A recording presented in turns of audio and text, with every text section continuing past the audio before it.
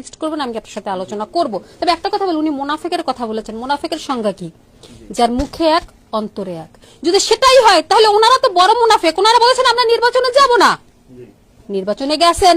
ওনারা বলেছেন শপথ নেব না, শপথ নিয়েছেন। ওনার দলের কথা বাদ দেই, উনি তো ছোট মুনাফিক। ওনাকে ব্যক্তিগতভাবেই আমি বললাম।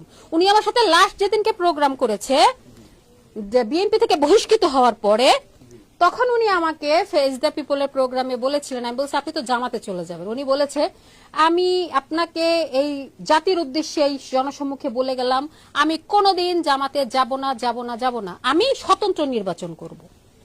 সেই রেকর্ডটা আজকেও আমি শুনেছি, আমি স্বতন্ত্র নির্বাচন করব। আমি তখন বলেছি দুনিয়া উল্টে গেলেও আপনি দাঁড়িপাল্লা নিয়ে নির্বাচন করবেন।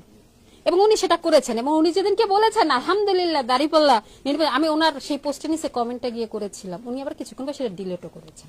তো বিষয়টা হচ্ছে মুনাফিকি তো ওনারা করেন, যারা বলে শরিয়া আইন নিয়ে রাজনীতি করে, নির্বাচনের আগে বলে শরিয়া আইন আমরা চালু করব না।